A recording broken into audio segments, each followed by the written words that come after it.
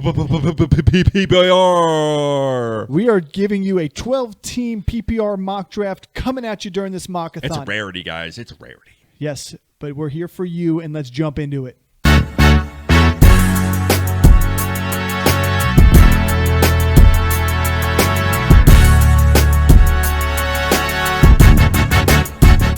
And welcome back to a Standard Fantasy Football Podcast. I'm your host, Jono. And I'm your host, Chris, and we are doing something very rare on this channel. We are doing a PPR mock draft. I know it's a standard, but we are an inclusive podcast meant for all ages and demographics and whatever freak things that you're into, like PPR, full point, bonus points, whatever you guys want to do. First down bonus, 100-yard bonuses, whatever you guys want to do. We focus on standard here, but brought to you, and during our Mock-A-Thon, we got one PPR draft for you. It's Thursday. Thirsty Thursdays. Yeah, so we're going to do a 12-team PPR. I'm going to be drafting out of the 1 spot. Chris is going to be drafting out of the 7 spot. And in terms of the way we're thinking here, we're going to do our best to give you our opinions on stuff, and we're not going to have any biases during this here. But let me just put a point out there. We are full-on standard scoring fans over PPR. We've done episodes in the past. In fact, if I could link that episode here, I will below to our standard scoring versus PPR scoring and why. But it was an old, outdated format in PPR that is now what people are using as the main source. But it is now creating an imbalance between the wide receivers and the running backs, allowing only there to be a few running backs that could be worthy of early draft picks over wide receivers, and a lot more wide receivers that are worth picking over other running backs, when the balance is back to being even across the board and how it used to be prior to, I would say 2007 when it came on, but 2010 really when it was heavily used. So yeah, it made a lot of sense back, 10 years ago. Nowadays, I don't think that there's very few workhorse running backs anymore. Yeah, I mean, we're seeing a lot of difference there. That being said, let's just jump in here to the draft. Let's do it. From the 1 spot, Christian McCaffrey, I think you could argue, is the number 1 pick in both of them.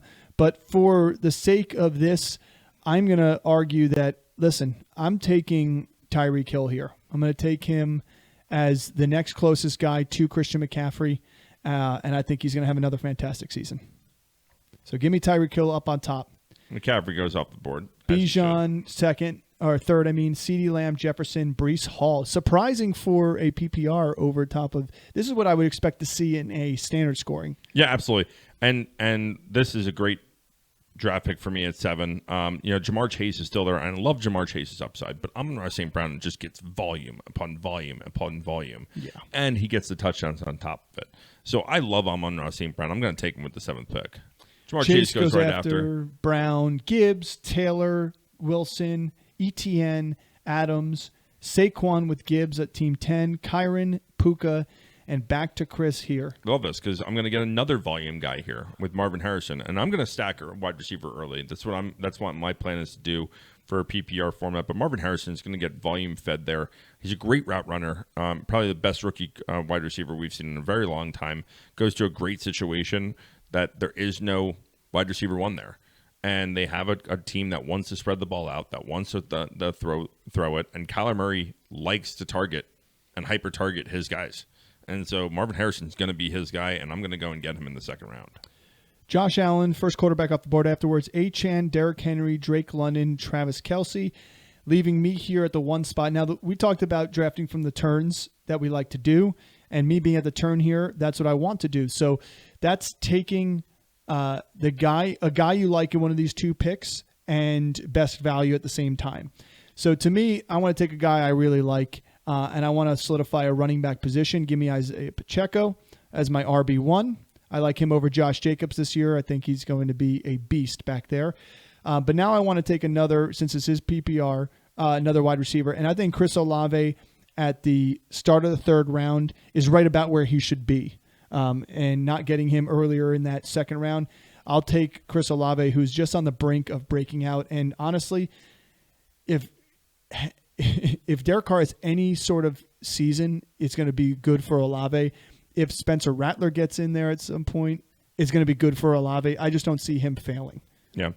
I'm like I said, I'm gonna just keep smashing wide receiver early, and Mike Evans is sitting there in at number 3 in the third round in the middle. Love that. Amon-Ra St. Brown, Marvin Harrison, Mike Evans. How can you not like those first 3 picks in a PPR format? Yeah, solid. Mahomes, Hurts goes afterwards. Jalen Waddle, Lamar Jackson, Debo at the end of the third. Rashad White, Cooper Kupp, Pittman, DJ Moore, James Cook. I knew he was going to go right in front of me. Yeah, all to start the 4th round. Yeah, and this is a guy that, again, fourth round here.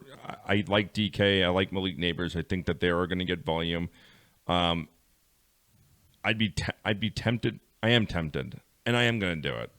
I'm going to go Malik Neighbors here because, at least from a PPR format, I don't know if he has a chance to break 1,200 yards or even 1,000 yards on this offense. But what he does have is a chance to get 150 targets because his team stinks or more. They're going to be down in every game, and he is clearly the best receiver. He gets open. He's a great route runner. Yeah. So I'm going to get Malik Neighbors there too. Andrews goes, Metcalf, C.J. Stroud, Devonta Smith, Alvin Kamara. I was hoping Devonta Smith would fall to me here, and he did not. So in that case, like I said, at the turn, you really get to pick and choose what you want to do. So let's talk about what I could do here. Kenneth Walker, solid running back in this position. The other running backs on the board still are Joe Mixon, who I like, Aaron Jones, who I like. I want to take Joe Mixon here. And now I decide, do I want to go Tank Dell? Do I want to go Dalton Kincaid?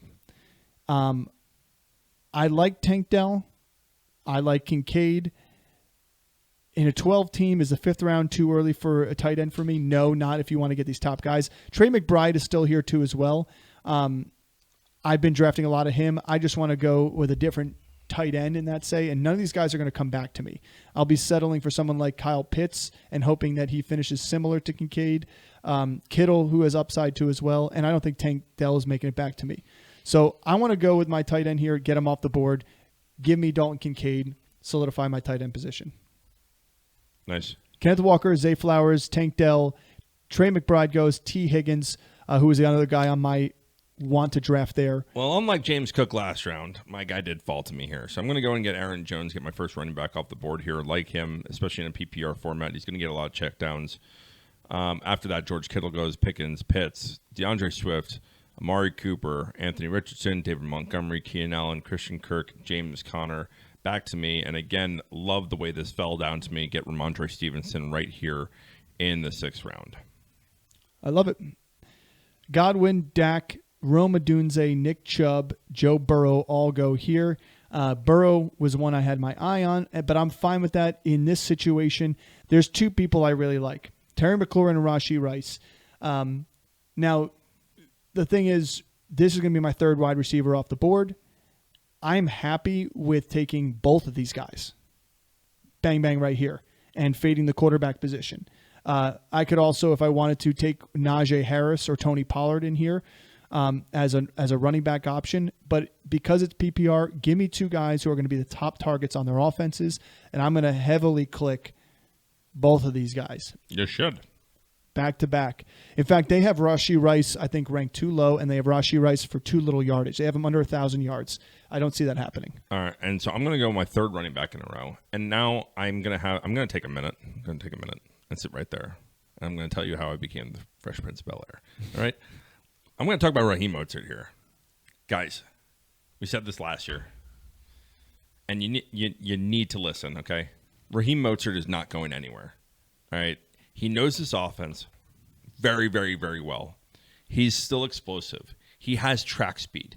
He's a receiver out of the backfield. He's a great goal line back. He's in an explosive offense.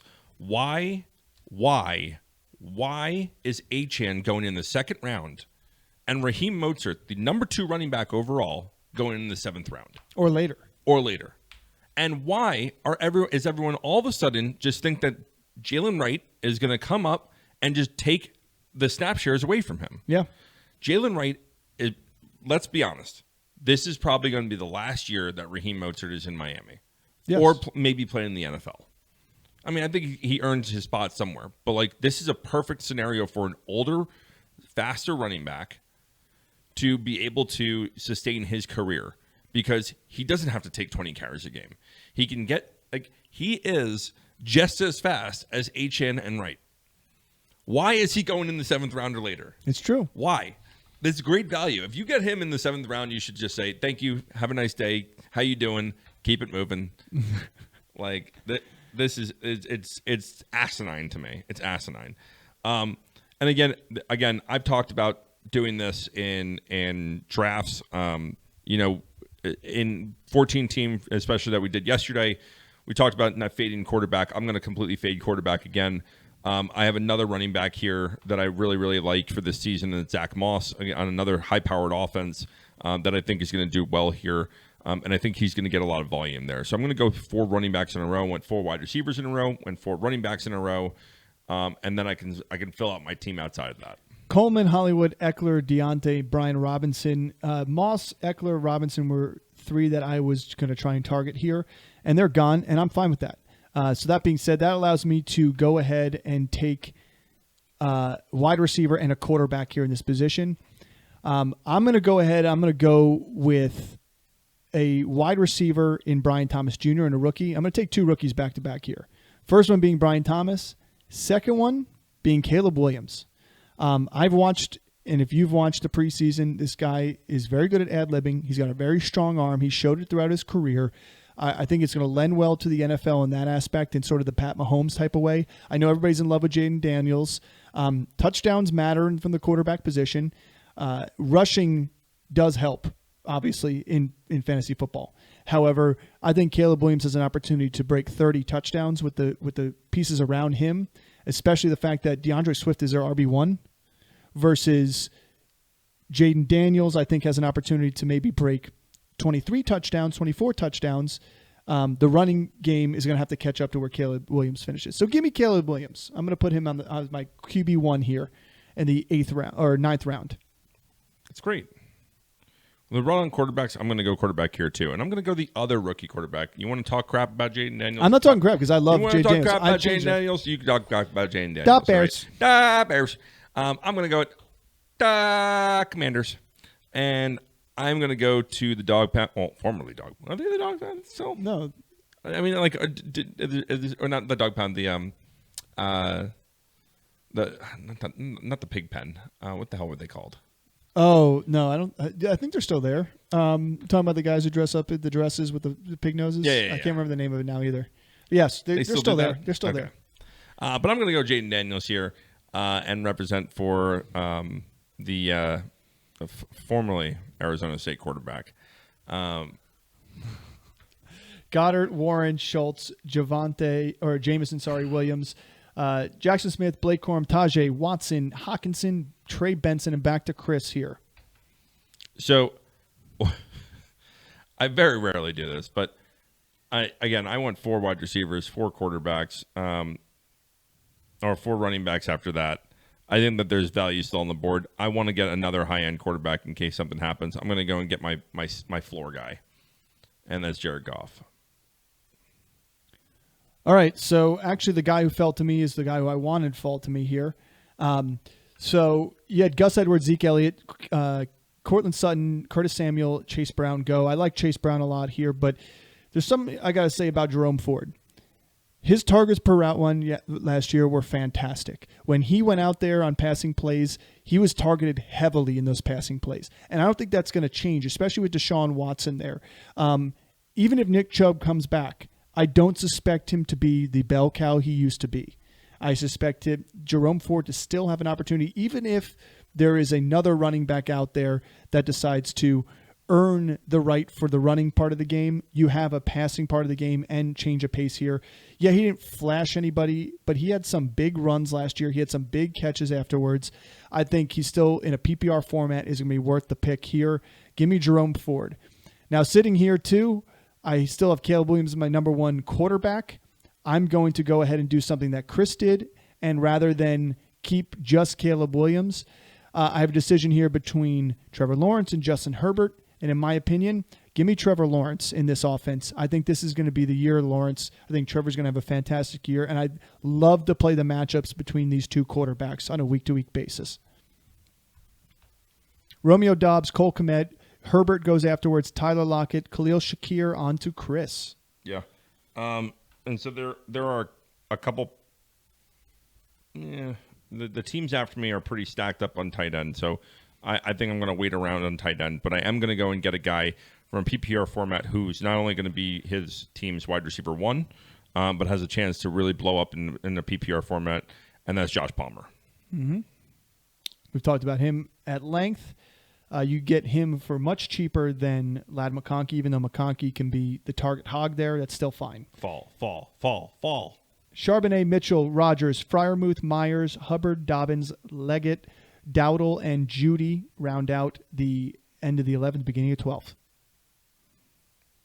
I'm going to tell you what I'm going to do, or what I want to do. Let's see what happens. But I got booted out of the draft, so I'm hoping I can get back in.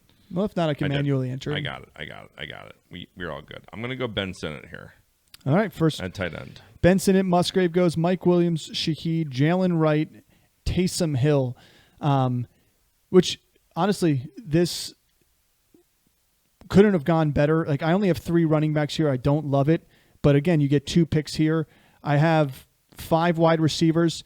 I love a little bit of Gabe Davis here. But I have Brian Thomas Jr. and Trevor Lawrence already. So I'm not going to do that. Instead, I'm going to just hammer at the running back position.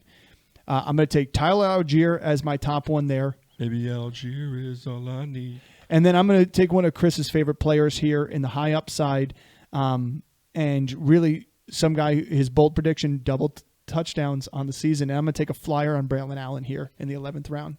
13th round. That's a great pick. Yep.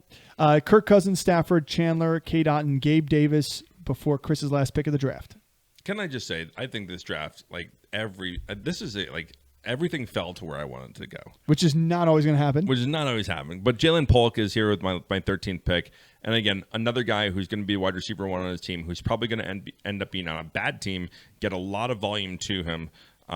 Give me some Jalen Polk as my last pick. So drafted from the 1 spot here, I went with Tyreek Hill, number 1 overall. I like the upside of that. You guarantee yourself a top 3 finish of the position, and he usually stays healthy pretty much for most of the season. Pacheco as my top running back there. Excuse me. And then I rounded out Olave as my next receiver. I thought about, in a standard format, I probably would have went Deebo Samuel there at that turn rather than Olave, but I just think Olave's a target hog in that offense. Joe Mixon as my RB2, and then I pivoted instead of going with a wide receiver here like Tank Dell, T. Higgins, Amari Cooper, got any of these guys, and I went with Kincaid. I think the value is too high for tight end right there to let it slip versus those receivers. I did like T. Higgins there, though. But I still was able to get McLaurin and Rashee Rice, who can finish on par with T. Higgins this season. So happy about that. Brian Thomas Jr., the rookie there. I wanted to go running back here, but Moss, Eckler, and Brian Robinson Jr. all went. And I did not want to settle for Singletary or Jalen Warren as my next 3rd running back. So instead, give me Brian Thomas. Hit Caleb Williams as my quarterback. Jerome Ford, high upside of that Cleveland offense with a healthy offensive line again there. And then Trevor Lawrence, too, with Caleb Williams to hinge the bets like we talked about in our past ones. If you get a quarterback, a rookie quarterback, or a quarterback with rushing upside, you want to hinge your bets just in case of injury or in case they aren't what they're supposed to be. And then Algier and Braylon Allen to round out my running back since I had 5 wide receivers already. And that's just the high upside considering my RB3 is Ford. I wanted to get somebody else there. Yeah, I mean, my team... So I went with one strategy on this, and it was volume and depth, right? I'm going to get high volume guys, and I'm going to get a lot of them. And the draft worked perfectly for me. It really fell, starting with the first pick, Amon-Ra St. Brown coming down to the 7th pick, and then Marvin Harrison swinging back to me in round 2. So I get both those guys. Mike Evans, take him in the 3rd round, adding more wide receiver depth, and then having that opportunity from Malik Neighbors. What I really wanted to do was James Cook right there. James Cook goes the pick before me. That's fine. I go get Malik Neighbors and then string off 4 running backs in a row, starting with Aaron Jones, Ramondre Stevenson, Raheem Mostert, and Zach Moss. Volume. So volume. Those guys are high production. And what I love is every one of those guys are involved in the passing game. Yeah. Zach Moss is the least involved out of all 4 of those guys. But they're all high volume guys. They're all RB1s on their team. You look at Aaron Jones and Ramondre Stevenson, who are going to be heavily involved in the passing game. From a PPR standpoint, that does matter. Go and get my 2 quarterbacks back-to-back picks with Jaden Daniels, the rookie, and Jared Goff, my high floor kind of guy. Also pairing him up with Amon-Ra St. Brown. I go and pair Jaden Daniels up later on in the draft with Ben Sinnott. But the last 3 guys I drafted after my quarterbacks, Josh Palmer, high volume. He's going to be the wide receiver 1 on that team. Ben Sinnott, he's going to be high volume. Again, how many pass catchers are in Washington other than Terry McLaurin? And so you get a tight end, rookie tight end. I have 5 rookies on the team, and you shouldn't shy away from that either. Don't overinvest in it. Especially in teams that invested heavily in the rookie. Right, and if you are don't be afraid to invest in the rookie on your team, especially if you're getting guys in the right situations. Yeah. And the last guy, Jalen Polk, we've talked about it before. This guy is going to be the wide receiver 1 in New England. There's not going to be anyone else there. Even though the production is low, to get him in the 13th round, I have a wide receiver 1 on a team in the 13th round. It's PPR. You want the heavy volume on the teams. That's our PPR. I hope you guys enjoyed it. We are back this one more episode in the Mock-A-Thon before tomorrow. You guys get into it. It is a heavy weekend. Heavy college football games starting on Saturday. Then we get into the mock drafts going into Labor Day. This is going to be exciting time. Guys, we're on that race to 500. Please like and subscribe. Hit that notification button. Leave some comments below on what you would have done, what you wouldn't have done in the draft, what players you're mostly drafting in these mock drafts, and what players you hope you get in your draft for redraft leagues this weekend. Enjoy yourselves. Be safe. Yep. And thanks for tuning in. We will see you next time.